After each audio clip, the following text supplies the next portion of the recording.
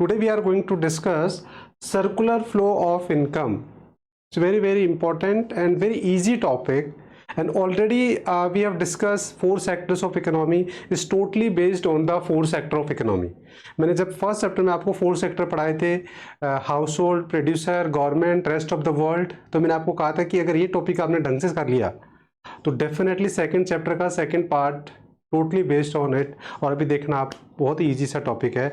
तो देखिए इसमें क्या है कि सबसे पहले ए और बी पॉइंट हम इसमें स्किप करेंगे, मीनिंग और why is the circular flow, ये 2 पॉइंट मिसिंग करके हम डायरेक्ट स्टार्ट करेंगे circular flow of income in a 2 sector economy. Because पहले क्या था, ये 3 सेक्टर में भी था, 4 सेक्टर में भी था, बट लास्ट 3 to 4 ईयर से now 3 sector 4 sector is deleted and only limited to 2 sector economy. So आपके सिलेबस में अभी जो circular flow of income in the 2 sector economy हम पढ़ेंगे। तो देखिए सबसे पहले, अब इसमें आपको 90% सब कुछ आता है ऑलरेडी। कैसे, इधर देखिए 2 सेक्टर का मतलब हम सबसे पहले क्या ले रहे हैं, यहाँ ले लेते हैं प्रोड्यूसर और इधर ले लेते हैं हाउस होल्ड। सपोज हम ये एज्यूम करके चले कि only there are 2 sector in the whole economy, एक प्रोड्यूसर है और एक हाउस होल्ड है। अब प्रोड्यूसर प्रोडक्शन करेगा तो आपको पता है इसको क्या चाहिए, फैक्टर्स ऑफ प्रोडक्शन, जो क्या होते हैं इकोनॉमिक्स में, लैंड, लेबर, कैपिटल और एंटरप्रेन्योर। मैंने कैपिटल को कैसे डिनोट किया है, आप इसको सी से भी कर सकते हैं। तो these are the factors of production, जो हमने 11th क्लास में भी प्रोडक्शन चैप्टर में पढ़ा है। नाउ ये जो फैक्टर्स ऑफ प्रोडक्शन होगा वो प्रोड्यूसर के लिए क्या होंगे, जस्ट इनपुट्स, और ये इनपुट्स को क्या करेगा, किस में कन्वर्ट करेगा, फाइनल गुड्स एंड सर्विसेज। क्योंकि प्रोड्यूसर का काम क्या है, producing the goods and services, it means converting input into output. तो वो आउटपुट में गुड्स एंड सर्विसेज में कन्वर्ट करके किसको सेल कर देगा, हाउस होल्ड को। तो ये फर्स्ट सर्कल समझ में आ गया। How the 2 sectors are interdependent, they are कैसे कनेक्टेड है। नाउ अब सेकेंड राउंड में क्या होगा कि जो प्रोड्यूसर फैक्टर्स ऑफ प्रोडक्शन ले रहा है हाउस होल्ड से, तो इसके बदले में इसको क्या देना पड़ेगा,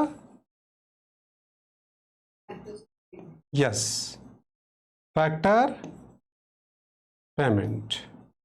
और वो फैक्टर पेमेंट क्या होगा, अगर प्रोड्यूसर ने क्या यूज किया है, लैंड, तो उसको वेजेस देना पड़ेगा। अगर उसने लैंड यूज किया तो रेंट, कैपिटल लिया है तो इंटरेस्ट, और अगर एंटरप्रेन्योर का मतलब पार्टनर ऑफ बिजनेस, तो उसको क्या देना पड़ेगा, प्रॉफिट। तो ये जैसे रियल लाइफ एग्जांपल से अगर हम समझें, तो suppose I am a teacher, तो मैं किसका पार्ट हूँ, हाउस होल्ड। जैसे आपके पेरेंट्स से जॉब करते हैं तो वो क्या है, हाउस होल्ड के पार्ट है।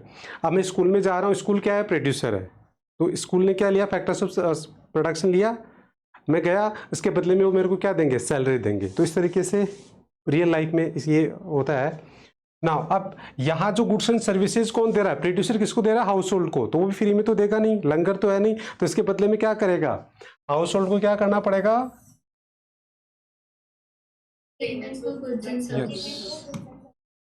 Payment for goods and service. ये पूरा एक साइकिल हमने पढ़ा। इससे हमें पता लग रहा है कि हाउस होल्ड और प्रोड्यूसर दोनों सेक्टर किस तरीके से डिपेंडेंट है। एक तो डिपेंडेंसी हमारे को पता लग रहा है, एक कनेक्टिविटी पता लग रहा है, और एक हमारे इसके रोल भी पता लग रहा है कि हमारी इकोनॉमी में what are the role of household sector, what are the roles of producer sector. तो देखो ये हम ऑलरेडी डिस्कस कर चुके हैं कि यहाँ जो हाउस होल्ड है, इसके देयर आर 2 रोल्स। एक तो हाउस होल्ड क्या है, owner of the factors of production, and second role क्या है हाउस होल्ड का,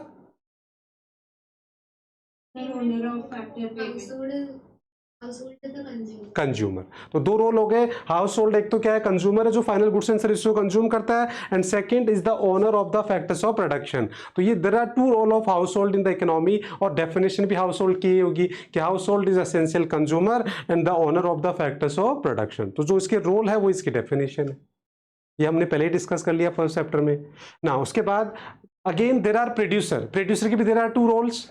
सो प्रोड्यूसर का एक तो रोल क्या है, producing the goods and services, it means converting input into output. By definition producer का रोल ये होता ही है। दूसरा क्या हो रहा है, वो फैक्टर पेमेंट दे रहा है, वेज रेट, इंटरेस्ट, प्रॉफिट। तो इसलिए again there are 2 roles of producer. One is producing the goods and services, it means converting input into output, and second, make the factor payment in the form of wage, rate, interest and profit. So ये दोनों role को मिला के हम definition में बना दें. अगर आपसे कोई पूछे कि how can you define the producer, तो आप बोलोगे प्रोड्यूसर इज ए, क्या होगा, producing the goods and services for the consumer and sell to the consumer to earn profit and make the factor payment in the form of wage, rent, interest to profit to the household. तो जो उसके role है वही क्या हो जाएगी बच्चे, उसकी डेफिनेशन हो जाएगी. तो इस तरीके से ये हम ऑलरेडी डिस्कस कर चुके थे. ये मैंने दोबारा रिपीट किया क्योंकि कुछ बच्चों ने पहले ज्वाइन किया तो मैंने इसलिए इनको तो I hope role of household, role of producer and definition it's clear to all, yes और नो. ये फ्लो चार्ट समझने के बाद अब हम पूरा का पूरा टॉपिक ही डेवलप कर लेंगे, सारा इसी पे बेस्ड है. तभी तो मैंने कहा था कि ये चैप्टर बहुत इजी है और ये सॉरी टॉपिक सेकंड चैप्टर का second part totally depend on the sectors of the economy. तो अब देखिए अब पूरा टॉपिक हम डेवलप करते हैं. तो सबसे पहले वन बाय वन चलते हैं. इसका जो ऑर्डर ऑफ आंसर होगा वो क्या होगा, देखिए अगर आपके क्वेश्चन आता है कि टू सेक्टर मॉडल, सपोज आपका क्वेश्चन आता है कि explain two sector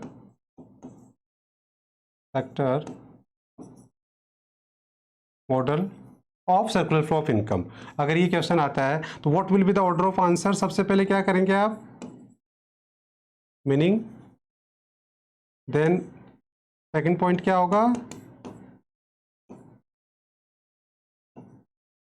assumptions, third क्या होगा, फ्लो चार्ट जो बनाया,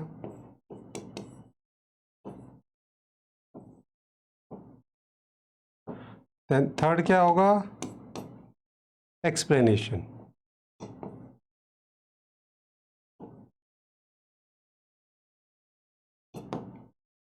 जिसके अंदर रियल फ्लो और मनी फ्लो, ये एक पूरा ऑर्डर ऑफ आंसर होगा. ये 3 या 4 मार्क्स में क्वेश्चन आता है कि what is circular flow of income in two sector economy, या what is the two sector model, या explain the circular flow of income in the two sector economy. कैसे भी मतलब कैसे भी आ जाएगा, अल्टीमेटली टू सेक्टर में ही आएगा. तो अगर ये आएगा तो आपको ये ऑर्डर ऑफ आंसर फॉलो करना है. अब वन बाय वन हम डिस्कस करते हैं. सबसे पहले मीनिंग पे आते हैं, तो यहीं से मीनिंग बना लेंगे. तो what is the two sector model या circular flow of income in two sector economy. तो देखिए क्या डेफिनेशन बोलेंगे, जो यहाँ हमने किया उसी को डिफाइन करेंगे कि टू सेक्टर मॉडल क्या होता है, या circular flow of income in two sector, it means flow of goods and services. ये देखिए ये जो इनर सर्कल है वो किसका फ्लो है, गुड्स एंड सर्विसेज का, यस और नो. जो रेड वाला है वो किसका फ्लो है, गुड्स एंड सर्विसेज का फ्लो है. तो हम क्या बोलेंगे, it is the flow of goods and services, और क्या बोल सकते हैं, इनकम आउट. दोनों चीजें सेम होती है, आइडेंटिकल होती है. अब देखो आइडेंटिकल कैसे होती है, जितना हम फैक्टर्स ऑफ प्रोडक्शन लेंगे उतना ही क्या होगा, प्रोडक्शन होगा, और जितना प्रोडक्शन होगा उतना हम क्या करेंगे, फैक्टर पेमेंट करेंगे, और जितना फैक्टर पेमेंट करेंगे उतना ही क्या होगा, एक्सपेंडिचर होगा, payment for goods and services होगा. तो कंट्री एज ए होल जो प्रोडक्शन है will be equal to income will be equal to expenditure. और इसी तरीके से आगे जब हम चैप्टर 4 पढ़ेंगे जिसमें मेथड्स ऑफ नेशनल इनकम पढ़ेंगे, तो ये 3 मेथड बन जाएंगे आगे जाके, प्रोडक्शन मेथड, इनकम मेथड और एक्सपेंडिचर. और तीनों से आंसर क्या आएगा, सेम आएगा. एक न्यूमेरिकल करेंगे हम तीनों का, और तीनों से नेशनल इनकम का आंसर सेम आएगा, because country as a whole तीनों क्या है, सेम ही है. क्योंकि जो जितना प्रोडक्शन होगा उतनी इनकम जनरेट होगी, जितनी इनकम जनरेट होगी उतनी खर्च होगी. ये इंडिविजुअल लेवल पे अलग अलग होता है, but country as a whole क्या होता है, सेम होता है. ये आपको कब समझ में आएगा, जब हम बिल्कुल पूरा नेशनल इनकम कंप्लीट कर लेंगे. फाइनल जब हम न्यूमेरिकल करेंगे, मेथड समझ लेंगे और फिर एक साथ न्यूमेरिकल करेंगे, तो फिर आपको बिल्कुल समझ में आ जाएगा. तो अगर थोड़ा बहुत डाउट भी होगा तो ये बाद में आपको क्लियर हो जाएगा. तो अभी तो आप ये समझो कि जो प्रोडक्शन है that is identical with the income, factor income, और जो इनकम है which is identical of expenditure. और इसका न्यूमेरिकल और वो सब हम बाद में करेंगे. और थोड़ा सा मैंने आपको लॉजिक दे दिया कैसे होंगे. देखो लॉजिक मैंने क्या दिया, थोड़ा बेसिक समझाने के लिए, बाकी डिटेल में तो हम आगे समझेंगे. कि जितना हम क्या करेंगे, फैक्टर्स ऑफ प्रोडक्शन लेंगे उतना ही तो, जितना इनपुट होगा उतना ही तो प्रोडक्शन होगा, और जितना प्रोडक्शन होगा उतना ही हम क्या देंगे, फैक्टर पेमेंट देंगे. ऐसा तो नहीं कि फ्री में किसी को हम बिना काम कराए उसको पैसे दे देंगे, नहीं देंगे. और जितना पैसा आएगा उतना ही वो क्या करेंगे, खर्च करेंगे. यस और नो, इस बात से एग्री करते हैं आप लोग. बेसिक समझा रहा हूं, बाकी डिटेल में आगे समझ में आ जाएगा. तो इस तरीके से हमारी इकोनॉमी में जो प्रोडक्शन है, जो इनकम है और जो एक्सपेंडिचर है, all 3 are the same concept. बस एक पॉइंट ऑफ व्यू अलग अलग है, व्यू प्रेजेंटेशन अलग है, बाकी आगे मैं वो डिटेल में आपको समझाऊंगा। तो हम क्या बोल रहे हैं, किसी की डेफिनेशन कैसे बनाएंगे? Circular flow of income it means flow of goods and services और इनकम। चाहो तो आप गुड्स एंड सर्विसेज भी बोल सकते हो, केवल गुड्स एंड सर्विसेज भी बोल सकते हो, या केवल इनकम का भी बोल सकते हैं, कुछ भी बोल सकते हैं आप, दोनों का मतलब सेम ही होता है, पर हम दोनों वर्ड यूज करते हैं। तो क्या बोलेंगे? It is the flow of goods and services और income between the producer and household in the circular form. तो ये क्या बन जाएगा इसका डेफिनेशन। तो डेफिनेशन में हमने कुछ नहीं किया, जो हमने फ्लो चार्ट बनाया उसी से हमने डेफिनेशन बना ली। देखिए इधर डेफिनेशन को, it refers to flow of money income, मतलब पहले इन्होंने इनकम वर्ड यूज कर लिया, और the flow of goods and services, और वर्ड लगाया, तो इसका मतलब दोनों सेम ही होते हैं, चाहे आप मनी का फ्लो बोलो या गुड्स एंड सर्विसेज का बोलो, वो आइडेंटिकल होते हैं। Services in two sector of the economy in a circular form. Circular form का मतलब वो क्या हो रहा है, इसको सर्कुलर फॉर्म क्यों बोलते हैं? क्योंकि देखो ये पैसा यहाँ गया, सॉरी फैक्टर सर्विसेज यहाँ गई, इसके बदले में ये यहाँ गया, इसके बदले में ये आया, तो एक तरीके से क्या हो रहा है, एक दूसरे के सर्कुलर फॉर्म में मतलब जनरेट हो रहा है, अगेंस्ट में जनरेट हो रहा है सब कुछ। तो ये डेफिनेशन देखिए आप, डेफिनेशन में हमने कुछ भी नहीं किया, जो हमने फ्लो चार्ट बनाया उसी से हमने डेफिनेशन बना दी। ठीक है, अब आते हैं अजम्पशंस। फर्स्ट अजम्पशंस में क्या आ गया? Household sector are the owner of the factors of production. तो डेफिनेशन ये हाउस होल्ड की जो डेफिनेशन है वही फर्स्ट अजम्पशंस है, अंडरस्टूड होती है, फिर भी हम लेते हैं अजम्पशंस कि हाउस होल्ड कौन होता है, उसको बस डिफाइन वही मतलब बताया है, तो आप नहीं भी लिखोगे तो भी चल जाएगा, बट फिर भी हम लिख देते हैं इसको। देन सेकंड वाला प्रोड्यूसर की डेफिनेशन है कि producer the producing goods and services and sell their entire output to household. तो ये एक तरीके से हमने ये डिफाइन कर दिया कि what is producer, what is house hold. ठीक है, जो अंडरस्टूड भी होता है, फिर भी हमने लिख दिया। तो ये दोनों अजम्पशंस तो डेफिनेशन ही है, जो मैंने बहुत अच्छे से समझा दिया। अब जो मेन अजम्पशंस है वो ये है, तो देखो ये अजम्पशंस क्या है? House hold receive income for their factor services and spend entire amount of consumption. इसका मतलब क्या है कि हम यहाँ क्या अज्यूम करके चल रहे हैं, यहाँ हम ये अज्यूम करके चल रहे हैं कि y इक्वल्स टू सी। मतलब क्या हुआ इसका, जितनी भी इनकम होती है वो पूरी की पूरी कंजम्पशन पे खर्च होती है, बट रियल लाइफ में ऐसा नहीं होता है। रियल लाइफ में हमारी जो भी इनकम होती है उसमें से हम क्या करते हैं, सारी हमारी लाइबिलिटी, टैक्स वैक्स सब कुछ पे करने के बाद में जो हमारा पैसा बचता है उसके हम दो यूज करते हैं, या तो हम उसका कंजम्पशन करेंगे या फिर क्या करेंगे, सेविंग करेंगे। बट यहाँ हम अज्यूम क्या करके चल रहे हैं कि देयर इज नो सेविंग। हम यहाँ अजम्पशन से लेके चल रहे हैं कि y इक्वल्स टू सी, तो नेक्स्ट अजम्पशन क्या बन जाएगी कि हमारी इकोनॉमी में सेविंग नहीं होती है। मतलब जो भी हाउस होल्ड के पास पैसा आएगा वो सारा का सारा किस पे खर्च कर देगा, for the consumption of goods and services पे वो खर्च कर देगा। तो ये अजम्पशंस यही है कि house hold receive income for their factor services and spend their entire amount of consumption. इसका मतलब y इक्वल्स टू सी, और इसी का मतलब आगे क्या निकला कि there is a no saving in the economy. मतलब जो इनकम हो रही है वो सारी खर्च हो रही है। बाकी दो अजम्पशंस आपको अपने आप ही समझ में आ गई, क्योंकि आपको पता है कि हमारे मैक्रो इकोनॉमिक्स के according how many sectors, 4 sector होते हैं। मैक्रो इकोनॉमिक्स के अकॉर्डिंग हमने पढ़ा है कि 4 सेक्टर ऑफ इकोनॉमी होते हैं।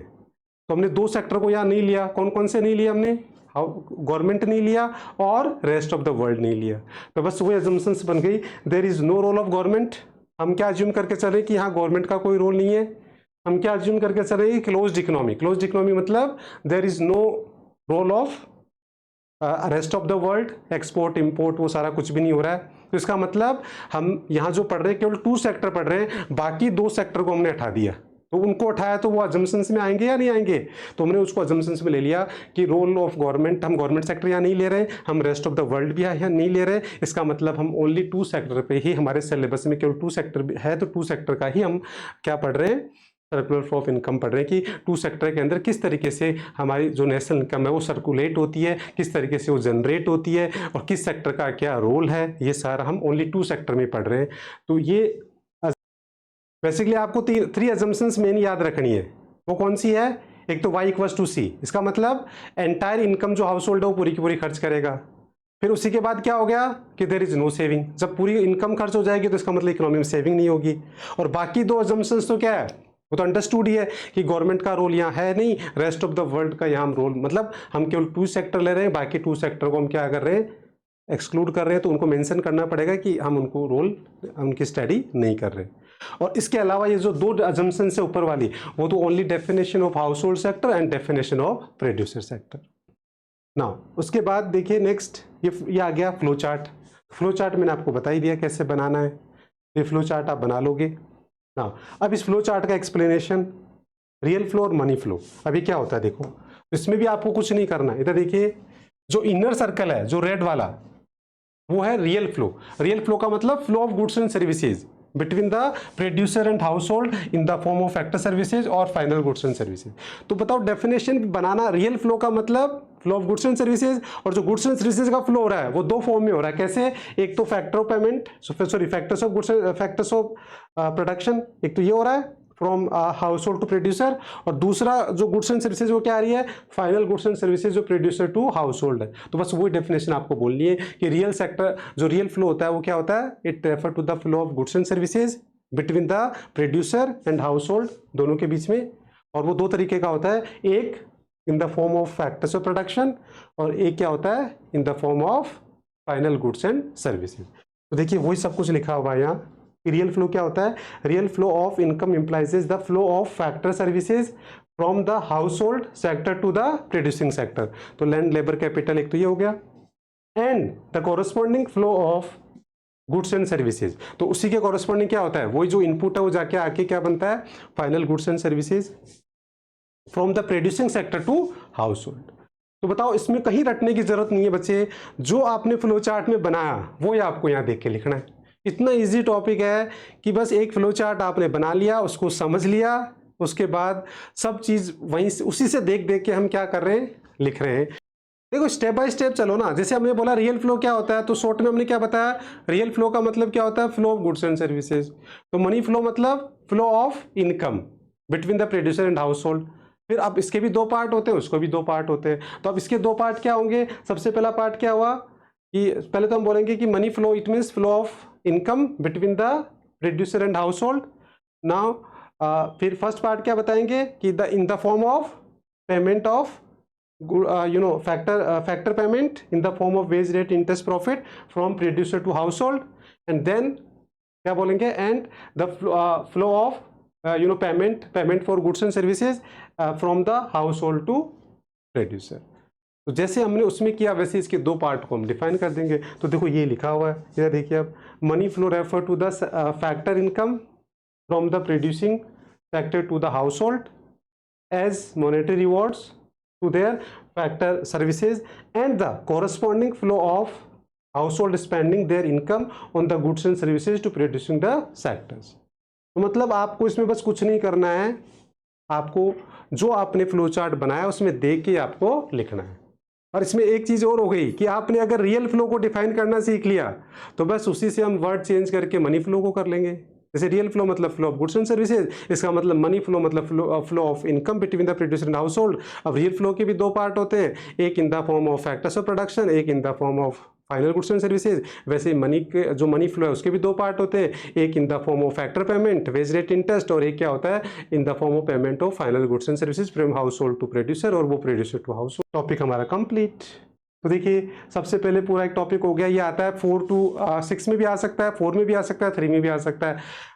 अब ये किस में भी आए, पर ये 3 में आता है, 4 में आता है, 6 में, इसका आंसर से इतना ही रहेगा। ना हम कम कर सकते हैं ना इसको ज़्यादा कर सकते हैं, क्योंकि वो ये टेक्निकल है। मीनिंग लिखना ही पड़ेगा, अजम्पशंस लिखनी पड़ेगी, फ्लो चार्ट बनाना ही पड़ेगा, उसका एक्सप्लेनेशन लिखना ही पड़ेगा। तो ये एक ऐसा क्वेश्चन है, अगर ये 3 में आया तो भी आंसर ये लिखना है, 4 में आता है तो भी ये लिखना पड़ेगा, और 6 में। ऐसे बहुत सारे टॉपिक आएंगे जो मैं आपको बताऊंगा जिनके अंदर ना तो आप आंसर को बढ़ा सकते हैं ना कम कर सकते हैं। तो ये एक ऐसा टॉपिक है कि इसमें अगर मान लो 3 मार्क्स में आ गया तो हम अजम्पशंस को छोड़ थोड़ी सकते हैं, हम तो वो सारा ही करना पड़ता है, क्योंकि अपने आप में सब कुछ कंप्लीट है।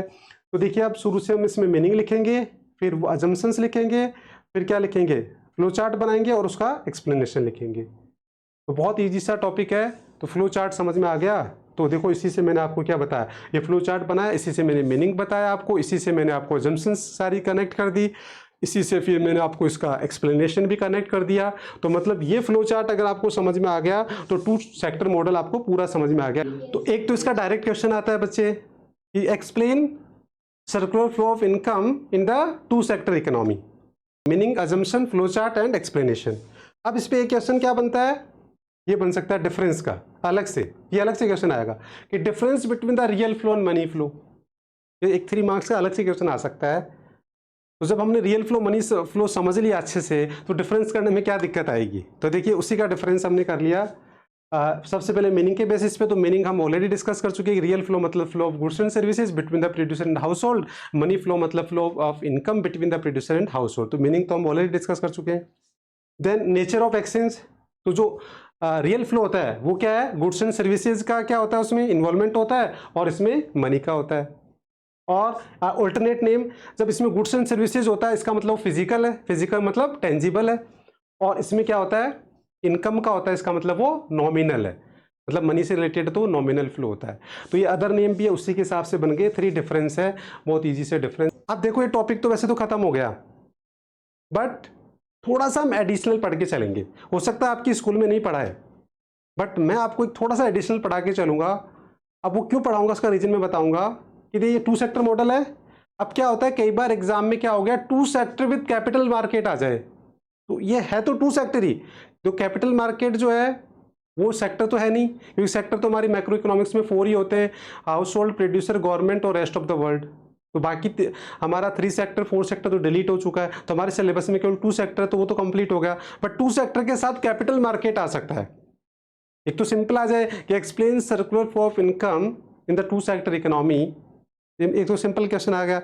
एक ये आ सकता है कि explain circular flow of income in the 2 sector economy with the help of a capital market.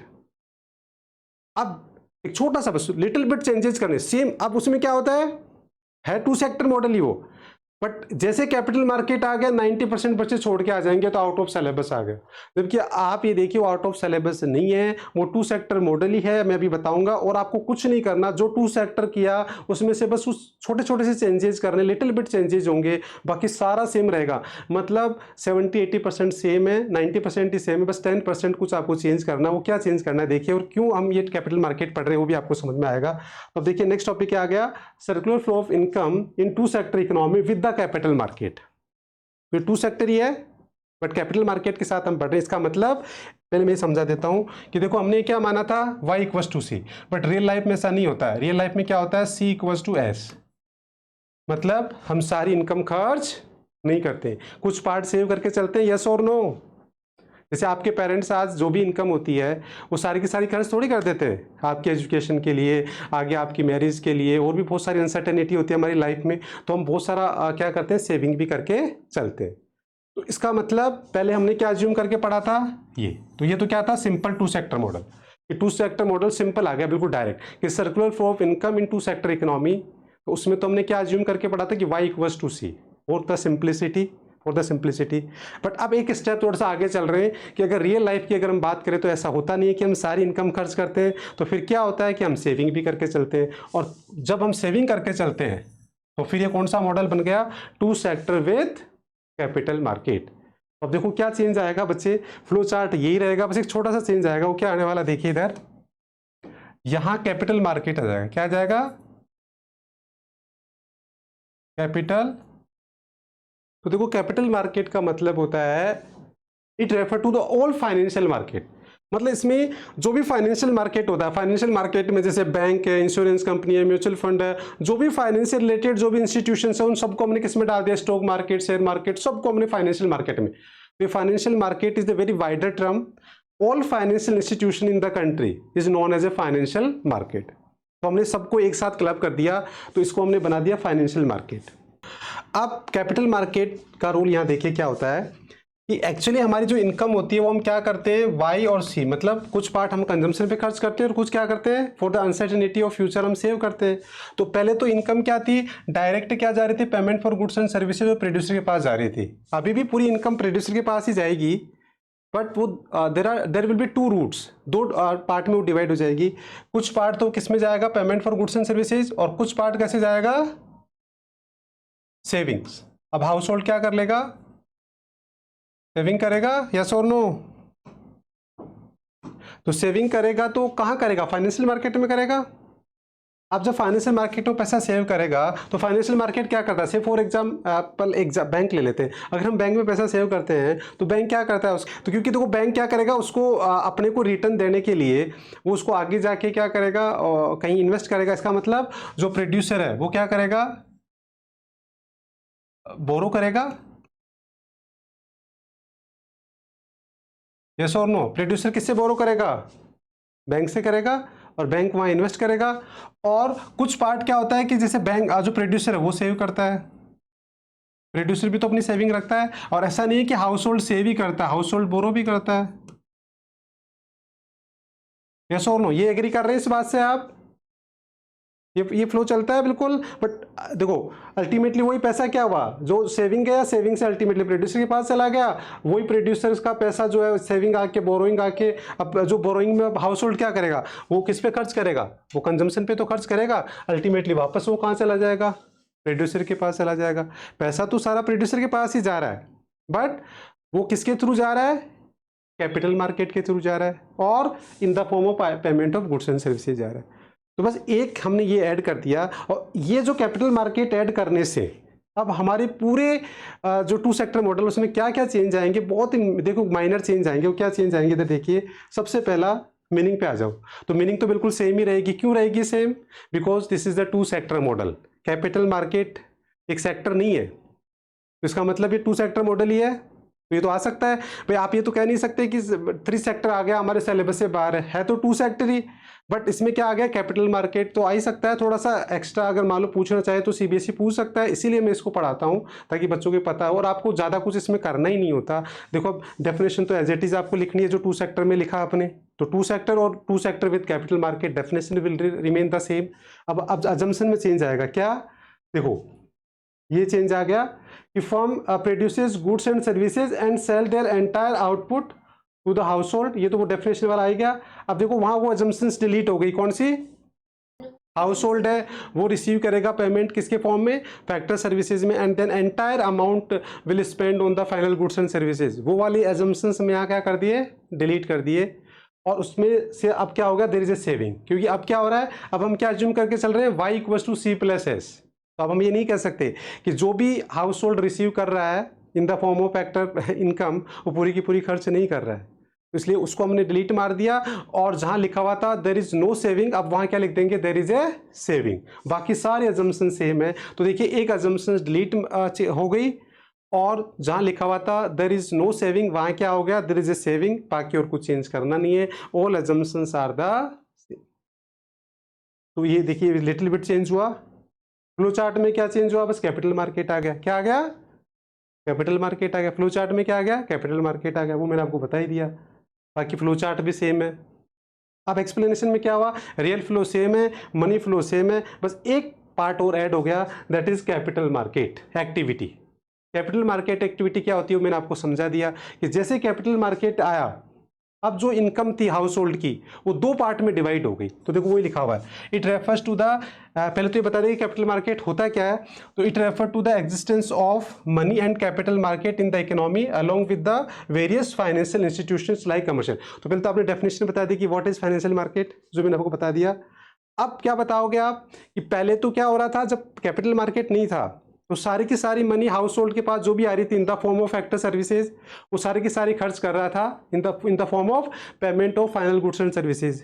But अब क्या हो गया, जैसे कैपिटल मार्केट आ गया, मतलब y equals to C plus S हमने ले लिया, तो अब हाउस होल्ड की जो इनकम थी वो दो पार्ट में डिवाइड हो गई। तो वही लिखा है हमने, देखो the house holds income y is divided in two parts, first consumption expenditure जो पहले भी हो रहा था अभी भी हो रहा है, एंड सेकेंड क्या हो गया, सेविंग्स। दो पार्ट में डिवाइड हो गया कि y equals to C plus S हो गया। The consumption and saving take different routes, दो अलग अलग रूट ले रहे हैं वो, and reach to the business form. The consumption expenditure flow directly, consumption वाला तो डायरेक्टली फ्लो हो रहा है in the form of payment of goods and services, whereas saving are routed through the capital market. और saving वाला पैसा भी producer के पास जा रहा है, बट वो किसके थ्रू जा रहा है, वो पहले कैपिटल मार्केट में जाएगा, मतलब बैंक में जाएगा, और उसके बाद में वो वापस वहां जा रहा है।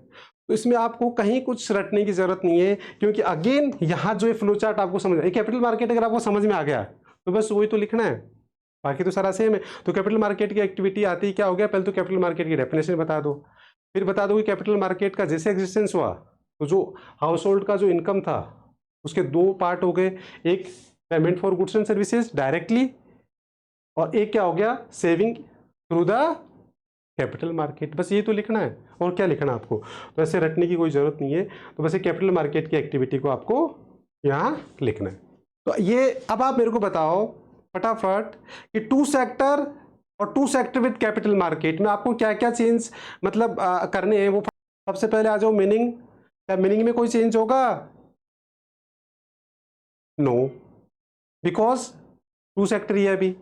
देन आ जाओ अजम्पशंस। अजम्पशन में कुछ चेंज होगा? पहले था देयर इज नो सेविंग, अब क्या हो जाएगा? There is a saving. ठीक है, अब आ जाओ फ्लो चार्ट में कुछ चेंज आएगा? बस कैपिटल मार्केट आ जाएगा। और एक्सप्लेनेशन में कुछ चेंज आएगा? यस, कैपिटल मार्केट एक्टिविटी आ जाएगी। और कैपिटल मार्केट एक्टिविटी मतलब the income of household divided in two part, in the form of consumption, in the form of saving. Saving capital market से जाएगा, consumption directly. बस ये तो लिखना है बच्चे, क्या करना है आपको। तो इस तरीके से देखोगे तो आपको लगेगा कि यार कुछ भी नहीं है, ये तो 90% तो सेम ही है, बस एक लिटिल बिट्स आपको चेंज करना है। बट ये टू सेक्टर मॉडल है तो थोड़ा सा सीबीएसई क्या कर सकता है, थोड़ा सा इतना तो एक्स्ट्रा पूछ ही सकता है भाई। थ्री सेक्टर से तो आप पूछ नहीं रहा, टू सेक्टर से रिलेटेड तो डेप्थ में जा ही सकता है। इसलिए मैं इसको पढ़ाता हूँ ताकि अगर ये आ जाता है तो आपको घबराने की जरूरत ही नहीं, क्योंकि इसमें आपको कुछ करना ही नहीं है, बस छोटे छोटे से चेंज करने हैं, तो वो तो आराम से आप कर सकते हैं। अब देखिए इसके दो टॉपिक है, एक होता है इंपॉर्टेंस वाला और एक होता है इक्विलिब्रियम वाला। तो पहले हम इक्विलिब्रियम वाला पढ़ेंगे, फिर ये इंपॉर्टेंस वाला पढ़ेंगे और टॉपिक हमारा खत्म। अब ये सर्कुलर फ्लो ऑफ इनकम है, इसी से मैं समझा रहा हूँ आपको। तो इसमें क्या होता है कि कुछ ऐसी इकोनॉमिक एक्टिविटीज है जो इस फ्लो को क्या कर देती है, इंक्रीज कर देती है। कुछ ऐसी इकोनॉमिक एक्टिविटीज होती है जो इस फ्लो को क्या करेगी, बढ़ा देगी। अब वो क्या क्या होती है, जैसे सपोज हमारी इकोनॉमी में क्या हो गया, इन्वेस्टमेंट हो गया। सपोज हमारी इकोनॉमी में गवर्नमेंट ने एक्सपेंडिचर कर दिया। सपोज हमारी इकोनॉमी में एक्सपोर्ट हो गया। तो ये हमारे सर्कुलर फ्लो ऑफ इनकम को बढ़ा देंगे। कैसे? देखिए इन्वेस्टमेंट होगा तो इसका मतलब मनी आएगी मार्केट में। गवर्नमेंट एक्सपेंडिचर करेगी for the construction of dams, roads, whatever, किसी फॉर्मेट में गवर्नमेंट खर्चा करेगी, लोगों के पास पैसा आएगा तो फ्लो बढ़ेगा ही बढ़ेगा। एक्सपोर्ट करेंगे तो हमारी गुड्स बाहर जाएगी और बाहर से पैसा आएगा। तो ये तीनों ऐसी एक्टिविटीज है, इन्वेस्टमेंट, गवर्नमेंट एक्सपेंडिचर और एक्सपोर्ट, जो इस फ्लो को बढ़ाती है, मनी फ्लो को क्या कर देगी, इंक्रीज कर देगी। तो इनको बोलते हैं इंजेक्शंस। क्या बोलते हैं? इंजेक्शन का मतलब क्या होता है, जैसे हम ऐड करते हैं। तो इंजेक्शंस क्या होते हैं? Injections are those economic activity which increase the flow of circular flow of income. जो सर्कुलर फ्लो ऑफ इनकम को बढ़ा देते हैं उनको हम क्या बोलते हैं, इंजेक्शन से बोलते हैं। वो इकोनॉमिक एक्टिविटी कौन कौन सी है कि इन्वेस्टमेंट हो जाए, एक्सपेंडिचर हो जाए और एक्सपोर्ट हो जाए हमारी इकोनॉमी में। अब ऐसे ही कुछ इकोनॉमिक एक्टिविटीज है जो इस फ्लो को क्या कर देगी, डिक्रीज कर देगी। तो उनका वाइस वर्सा कर लो। जहाँ इन्वेस्टमेंट हो रहा है वहाँ क्या हो जाए, सेविंग। जहाँ गवर्नमेंट एक्सपेंडिचर हो रहा है वहाँ क्या हो जाए, टैक्स। जहाँ एक्सपोर्ट हो रहा है वहाँ क्या हो जाए, इंपोर्ट। हम इंपोर्ट को एम से डिनोट करते हैं इकोनॉमिक्स में। तो वाइस वर्सा कर दिया आपने। अब जैसे मान लो लोग सेविंग करने लग जाए तो इसका मतलब मार्केट में पैसा आएगा ही नहीं। सेव करने लग जाएगा तो मार्केट में लोग खर्च ही नहीं करेंगे। ठीक है, गवर्नमेंट ने टैक्स लगा दिया तो गवर्नमेंट के पास मार्केट से बाहर चला जाएगा, क्योंकि मार्केट, हम तो सर्कुलर फ्लो टू सेक्टर में तो पढ़ रहे हैं, हाउस होल्ड और प्रोड्यूसर। तो गवर्नमेंट टैक्स लगाएगी तो पैसा गवर्नमेंट ले लेगी, तो इसका मतलब वो सर्कुलर फ्लो से बाहर आ जाएगा। और मनी फ्लो, इंपोर्ट, अगर हम इंपोर्ट करेंगे तो इसका मतलब पैसा हमारा बाहर चला जाएगा, गुड्स एंड सर्विस हमारे पास आ जाएगी, बट हमारा जो मनी है वो बाहर चला जाएगा। तो ये ऐसे थ्री इकोनॉमिक एक्टिविटीज़ है जो हमारे फ्लो को क्या करती है, डिक्रीज करती है, और ये थ्री जो है वो इंक्रीज करती है। तो इनको हमने इंजेक्शंस बोला और इनको हम क्या बोलते हैं, विड्रॉल्स या लीकेज, या तो इनको लीकेजेस बोलते हैं या विड्रॉल्स बोलते हैं। तो what are the withdrawals? Withdrawals are those economic activities which decrease the flow of circular flow of income. तो देखिए पहले डेफिनेशन पढ़िए आप, इंजेक्शन और 1 मार्क्स में आ सकती है। सबसे पहले देखिए इंजेक्शंस क्या होते हैं। Injections are the amount of money that is added to the flow of income in the economy. Injections consist the following item, investment, government, ये मैंने बता दिया आपको। देन विड्रॉल्स क्या होते हैं? Withdrawals are the amount of money which is withdrawn from the flow of income. They are termed as a leakages as well as the withdrawals consist of the following items, saving, tax और imports। तो ये मैंने आपको सारा बता दिया। अब जो मेन टॉपिक है हमारा वो है equilibrium of circular flow of income. देखो हेडिंग क्या है, equilibrium of flow of national income. तो देखो इसकी डेफिनेशन यही लिखी हुई है, flow of national income is stable and remain in equilibrium when injections are just equal to withdrawals. बस 1 मार्क्स की डेफिनेशन भी बन सकती है कि देखो 3 डेफिनेशन अभी हमने आज तैयार की। फर्स्ट डेफिनेशन क्या है कि what are the injections, second definition हमने क्या की what are the withdrawals, third definition हमारे पास क्या आ गई what is the equilibrium of national income. Equilibrium कहाँ होगा, जहां जस्ट क्या होगा इंजेक्शंस आर। अब देखिए हमारे इकोनॉमी में हमने कौन से सेक्टर लिए, 2 ही सेक्टर लिए, तो हम ये हटा देंगे, हम ये हटा देंगे, 2 सेक्टर मॉडल पढ़ रहे हैं। तो अब हमारे लिए क्या हो गया, 3 कंडीशन हो सकती है। एक क्या हो सकती है, सेविंग इक्वल्स टू आई हो सकता है, एक सेविंग ग्रेटर देन आई हो सकता है, और एक सेविंग क्या हो सकता है, लेस देन आई हो सकता है। तो ये जो कंडीशन है सेविंग इक्वल्स टू विड्रॉल, इसी को बोलते हैं इक्विलिब्रियम, और ये बाकी दोनों कंडीशन क्या है, डिसइक्विलिब्रियम। इसके अंदर फ्लो कम हो रहा है, इसमें फ्लो बढ़ रहा है। तो इक्विलिब्रियम को क्या बोलेंगे, what is the equilibrium of national income, when just injections are just equals to withdrawals. तो जब इंजेक्शन किसके बराबर हो जाएंगे, या जो विड्रॉल से इंजेक्शंस के बराबर हो जाए, इंजेक्शन विड्रॉल के बराबर हो जाएंगे, इसका मतलब हमारा स्टेबल हो जाएगा, मतलब फ्लो में क्या हो जाएगा, एक स्टेबल। इक्विलिब्रियम का मतलब ये होता है कि एक स्टेबल पॉइंट होता है, वो इक्विलिब्रियम अचीव हो जाएगा। ठीक है, तो 3 डेफिनेशन में कोई डाउट है क्या, बताओ। 3 डेफिनेशन, सबसे पहला इक्विलिब्रियम का डेफिनेशन, सेकंड इंजेक्शंस का डेफिनेशन, और थर्ड विड्रॉल। बस इसमें 3 ही डेफिनेशन आपको करनी है, 3 डेफिनेशन करनी है ओनली फॉर द 1 मार्क्स। अब जो सबसे इंपॉर्टेंट टॉपिक है, जो बड़ा क्वेश्चन आ सकता है, वो देखिए, वो ये है importance of the study of circular flow of income. मतलब अब हम ये देख रहे हैं कि आखिर हमने क्यों पढ़ा, इसकी एंड लर्निंग क्या है। जो आज का टॉपिक है उसकी एंड लर्निंग क्या होगी कि ये टॉपिक हमने सर्कुलर फ्लो ऑफ इनकम पढ़ने से हमारे को क्या बेनिफिट हुआ, what will be the end learning of it. तो देखिए सबसे पहला लर्निंग क्या हुआ, इंटरडिपेंडेंसी। हमें पता लग गया कि हाउस होल्ड प्रोड्यूसर सेक्टर पे कैसे डिपेंड है और प्रोड्यूसर हाउस होल्ड पे कैसे डिपेंड है, तो इंटरडिपेंडेंसी पता लग गई। सेकेंड, जैसे मैंने आपको बताया था कि इसमें 3 फेज होती है, प्रोडक्शन फेज, इनकम फेज और एक्सपेंडिचर फेज। और मैंने आपको बहुत अच्छे से बता दिया था कि जो तीनों फेज है वो तीनों आइडेंटिकल होती है, और ये तीनों आगे जाके क्या बन जाएंगे, methods of calculating of national income. तो इसका मतलब अगर आपको सर्कुलर फ्लो ऑफ इनकम समझ में आ गया तो आगे कैलकुलेशन ऑफ नेशनल इनकम हमारे को इजीली समझ में आ जाएंगे। आगे जब हम इसके 3 मेथड पढ़ेंगे of calculating of national income, वो तीनों मेथड यही होंगे। जो आगे जाके प्रोडक्ट मेथड जो बनेगा वो ये बनेगा, जो इनकम मेथड बनेगा वो ये बनेगा, और एक्सपेंडिचर मेथड ये बनेगा। तो मैं जब मेथड पढ़ाऊंगा तो वापस मैं फ्लो चार्ट बनाऊंगा और वहां मैं आपको कनेक्टिविटी समझाऊंगा। इसका मतलब हमारी इकोनॉमी में 3 फेज होती है, एक प्रोडक्शन, एक इनकम और एक एक्सपेंडिचर। और वो अगर हमें समझना है तो उसके लिए हमें क्या समझना पड़ेगा, सर्कुलर फ्लो ऑफ इनकम। देखो ये प्रोडक्शन फेज है, इसको प्रोडक्शन फेज बोलते हैं, इसको इनकम फेज बोलते हैं, और इसको एक्सपेंडिचर फेज बोलते हैं। तो ये हमारे को नेशनल इनकम को कैलकुलेशन करने में हेल्प करेगा। इसके अलावा हमें इंजेक्शन समझना है, उसमें हेल्प कर रहा है, हमें विड्रॉल समझना है। अगर हमारे को इंजेक्शन और विड्रॉल समझना है तो अगर आपको सर्कुलर फ्लो ऑफ इनकम पढ़ा ही नहीं तो आपको समझ में नहीं आएगा, क्योंकि सर्कुलर फ्लो ऑफ इनकम पढ़ लिया तो आपको तुरंत समझ में आ गया इंजेक्शन मतलब इसके फ्लो को बढ़ाते हैं और विड्रॉल जो उसके फ्लो को कम करते हैं, तो तुरंत समझ में आ जाता है। और आपको इक्विलिब्रियम समझना है तो भी ये जरूरी है। Equilibrium of circular flow of income या नेशनल इनकम समझना है तो पहले आपको ये पूरा फ्लो समझ में आएगा, तभी तो भाई जब तक आपको इंजेक्शन और विड्रॉल समझ में नहीं आएंगे तब तक आपको इक्विलिब्रियम समझ में नहीं आएगा। इक्विलिब्रियम का मतलब ही क्या होता है, a point where injections are just equals to withdrawals. तो पहले हमें इंजेक्शन समझ में आए और विड्रॉल, और वो समझने के लिए हमारे को क्या समझ में आना चाहिए, सर्कुलर फ्लो ऑफ इनकम समझ में आना चाहिए। तो ऐसे 4 इंपॉर्टेंस दे रखी है बच्ची इसके, ये बहुत इंपॉर्टेंट पॉइंट है, इंपॉर्टेंट टॉपिक है ये, ध्यान रखना इसको। तो सबसे, और मैंने कीवर्ड मार्क कर रखे इसमें, बस 4 कीवर्ड है, मतलब 4 देखो हाईलाइट भी कर रखे, आपको बस 4 वर्ड याद रखने हैं, interdependency, estimation of national income, information regarding the injections और विड्रॉल्स, और इक्विलिब्रियम। तो बस आपको इंपॉर्टेंस का क्वेश्चन आता है तो आपको 4 कीवर्ड्स, 4 मार्क्स से ज़्यादा आएगा नहीं, या तो 3 में आएगा या 4 में आएगा। तो 3 में आए तो 3 पॉइंट्स लिख देना, 4 आए तो 4 पॉइंट्स लिख देना, और उनमें भी आपको 4 वर्ड याद रखने। इंटरडिपेंडेंसी का मतलब हमने देखा ही कि हाउस होल्ड सेक्टर प्रोड्यूसर पे कैसे है, प्रोड्यूसर किस पे डिपेंड है। जैसे आपने देखा कि हाउस होल्ड प्रोड्यूसर पे कैसे डिपेंड है कि फाइनल गुड्स एंड सर्विसेज उसको चाहिए तो प्रोड्यूसर ही देगा।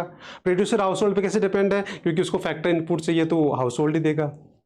फिर एस्टिमेशन ऑफ नेशनल इनकम, मैंने बताया आपको कि नेशनल इनकम को कैलकुलेट करने के आगे 3 मेथड्स होंगे, 3 फेजेज होगी, वो यहीं से समझ में आएगी हमारे को, इन चीज़ से समझ में आ रहा है। फिर इंजेक्शंस विड्रॉल अगर हमें समझना है, और हमारे को इक्विलिब्रियम हमारे को समझना है, तो इसलिए हमने ये पूरा सर्कुलर फ्लो ऑफ इनकम पढ़ा, उसके ये सारी इंपॉर्टेंस है। तो आई होप ये समझ में आ गया। अब इसके अलावा देखो इसमें 2 टॉपिक छोड़े थे हमने, वो तो वैसे भी ये फर्स्ट वाला टॉपिक तो हमें पढ़ना ही नहीं है। देखो स्टार्टिंग में हमने 2 टॉपिक छोड़े थे, एक तो मीनिंग वाला, meaning of circular flow of income, तो ये तो आपको पढ़ना ही नहीं है क्योंकि ये 2 सेक्टर की डेफिनेशन, सॉरी 4 सेक्टर की डेफिनेशन लिखी हुई है, तो 4 सेक्टर की डेफिनेशन हमारे सिलेबस में आएगी नहीं, तो ये तो एक तरीके से हमारा डिलीट हो गया। ये जो लिखा हुआ ना meaning of circular flow of income, तो ये क्या लिखी हुई है, 4 सेक्टर की डेफिनेशन लिखी हुई है, जबकि आपके सिलेबस में क्या है 2 सेक्टर, तो 2 सेक्टर की डेफिनेशन तो आपको ये वाली लिखनी है, ये हमने कर ही लिया। 2 सेक्टर में क्या होता है, ये वाली डेफिनेशन, बस आपके सिलेबस में, सॉरी ये वाली डेफिनेशन आपके according to circular flow of income क्या होता है, बस ये डेफिनेशन लिखनी है कि 2 सेक्टर वाली, क्योंकि आपके सिलेबस में 2 सेक्टर ही है, तो ये पहले क्या 4 सेक्टर में भी आता था, तो इसलिए वो डेफिनेशन लिखी हुई है, तो इसको तो आपको डिलीट ही मार दो, क्रॉस लगा देना नोट्स में। बट अब ये क्वेश्चन बहुत इंपॉर्टेंट, ये एज इट इज जैसे क्वेश्चन आ जाता है और बच्चे गलत करके आते हैं, ये इंपॉर्टेंट है। और ये मैंने लास्ट में क्यों डिस्कस किया है, बिकॉज ये पूरा टॉपिक समझने के बाद ऑटोमेटिक समझ में आ जाता है, अदरवाइज शुरू में समझ में नहीं आता। तो ये question as it is exam में आ जाता है, why is the flow of income and the product called a circular flow. Just read out everyone, I am very sure इतना डिस्कशन करने के बाद में आपको ऑटोमेटिकली समझ में आ जाएगा कि हम सर्कुलर फ्लो ऑफ इनकम को सर्कुलर फ्लो क्यों बोलते हैं। तो वो इसमें लिखा हुआ है, देखो सबसे पहला point, the amount of spending by the consumer become the income of the producer. तो सर्कुलर हो गया ना, वो सर्कुलर चल रहा है कि वो एक खर्चा कर रहा है, दूसरे की इनकम हो रही है, दूसरे की इनकम उसका खर्चा हो रहा है। तो ये तो बताना चाहते हैं हम कि the amount of spending by the consumer become the income of the producer and the goods and services flow in the one direction and the sellers. देखा आपने, ये इनर वाला सर्कल है वो एक वन डायरेक्शन है और इसका जस्ट अपोजिट डायरेक्शन क्या है, इनकम का है। तो इसमें ये बता रखा है कि goods and services flow in the one direction from the seller to the buyer while the money payment for the goods and services move in the opposite direction. तो वो दोनों आपस में अपोजिट डायरेक्शन में, क्यों, क्योंकि वो कॉरेस्पॉन्डिंग होते हैं। पहले फैक्टर सर्विस से लोगे तभी तो फैक्टर इनकम मिलेगी, और पहले आप कंजम्पशन करोगे तभी आपको पेमेंट करना है। तो इस तरीके से वो कॉरेस्पॉन्डिंग होते हैं, तो वो एक दूसरे के अपोजिट होते हैं। फिर उसके बाद में activity of production, income generation and expenditure are never stops and keep on changing. हमारी इकोनॉमी में क्या होता है, प्रोडक्शन होगा, फिर इनकम होगी, फिर इनकम खर्च होगी, फिर प्रोडक्शन होगा, तो ये कॉन्टिन्यूसली चलता रहता है और तभी हमारी नेशनल इनकम बढ़ती रहती है, कॉन्टिन्यूसली हम ग्रोथ, हमारी इकोनॉमी ग्रोथ करती रहती है। तो ये मूविंग, ये क्या, कीप ऑन गोइंग, मतलब ये प्रोसेस हमेशा चलता रहता है। तो 3 पॉइंट आपको इसमें लिखने हैं। तो एक तो क्वेश्चन ये बनता है इस पे, एक क्वेश्चन इस पे क्या बनता है, ये देखिए यहाँ, principles of the circular flow of income, ये अलग से क्वेश्चन आ सकता है, 2 basic principles of the circular flow of income. तो इसी टॉपिक पे 2 क्वेश्चन बनते हैं, एक तो आ जाए आपके 2 मार्क्स में कि एक्सप्लेन या state the 2 basic principle of the circular flow of income, तब तो आपके फर्स्ट 2 पॉइंट लिखने हैं, फर्स्ट और सेकंड। और अगर ये क्वेश्चन आ जाए why is the flow of income and product is called circular, तब आपको ये तीनों पॉइंट लिखने। तो एक टॉपिक से हमारे 2 क्वेश्चन तैयार हो गए और ये एग्जाम में आ सकते हैं। तो इसलिए मैंने क्वेश्चन आंसर के फॉर्मेट में लिख दिया, क्योंकि बच्चे ऐसे अटेम्प्ट कर नहीं पाते, टॉपिक आ जाता है उनको बट जरा सा क्वेश्चन की लैंग्वेज चेंज हो जाती है। अब देखो इसमें ऐसा कुछ भी नहीं है जो हमने 2 सेक्टर मॉडल में नहीं पढ़ा हो, वही सारी चीज़ हमने यहाँ लिखी है, ठीक है। बट फिर भी बच्चे क्या कर पाते हैं, क्वेश्चन के अकॉर्डिंग अपना आंसर फ्रेम नहीं कर पाते हैं, तो फिर उनको रेडी टू ईट ही देना पड़ता है कि भैया देखो ऐसा क्वेश्चन आ सकता है, इसमें ऐसा आंसर लिखना पड़ता है। तो ऐसे इसी वजह से मैंने ये क्वेश्चन डाला है, इसी वजह से मैंने difference between real flow and money flow. अब बच्चे रियल फ्लो मनी फ्लो को समझ लेते हैं और अगर क्वेश्चन आ गया डिफरेंस का, वो नहीं करके आ पाते। इसलिए बहुत सारे क्वेश्चंस ऐसे होते हैं। तो मेरा इतने सालों का एक्सपीरियंस है कि बच्चों को टॉपिक आता है, कॉन्सेप्ट भी क्लियर है, फिर भी वो क्वेश्चन अटेम्प्ट नहीं करते, क्योंकि क्वेश्चन के अकॉर्डिंग वो आंसर फ्रेम नहीं कर सकते। तो फिर हमने क्या किया, वो सारे क्वेश्चन से डाल दिए, जैसे ये क्वेश्चन डाल दिया। अब आगे देखो आप, मैंने पीछे बहुत सारे क्वेश्चन डाले हैं जो हमेशा एग्जाम में आते हैं।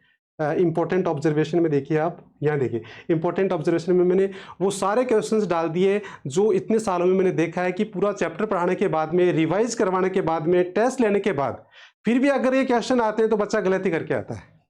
तो ये मेरा इतने सालों का एक्सपीरियंस है। तो मैंने क्या कर दिया, फिर मैंने कहा यार इनके क्या करो, क्वेश्चन और आंसर ही डाल दो ताकि बच्चा इनको तैयार कर ले। तो देखिए ये सारे क्वेश्चंस आपको पढ़ के आने, कल फिर इनके डाउट पूछोगे।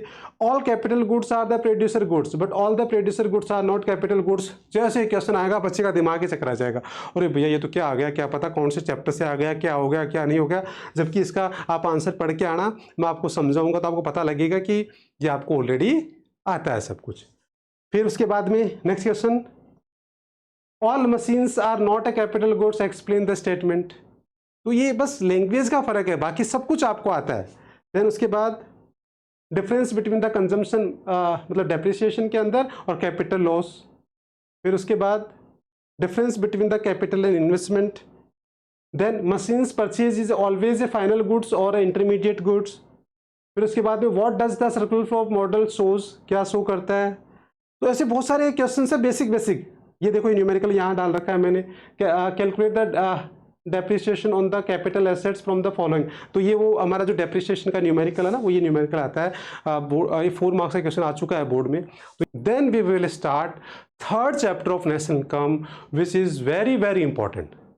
तो 4 चैप्टर में से सबसे इंपॉर्टेंट चैप्टर है थर्ड। तो थर्ड चैप्टर में ना तो हमारे को एब्सेंट होना है, ना हमारे को उसमें कोई ओवरलैपिंग करनी है, हमें उसको सीरियसली पढ़ाई करनी है, डेली उसको तैयार करना है। थर्ड चैप्टर पे अगर आपने कमांड कर लिया, नेशनल इनकम आपकी ख़त्म, और बहुत अच्छे से।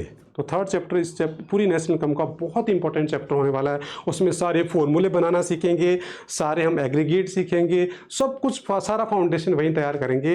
फिर जो फोर्थ चैप्टर है वो तो कुछ भी नहीं है। अगर आपको सेकंड और थर्ड आता है तो फोर्थ तो you will enjoy definitely. Fourth chapter में तो वो बहुत ईजी हो जाता है। फिर तो सेकंड और थर्ड चैप्टर बहुत इंपॉर्टेंट होते हैं नेशनल इनकम में। तो सेकंड तो आपको मैंने करवा ही दिया, अब थर्ड पे आपको पूरा फोकस करना है।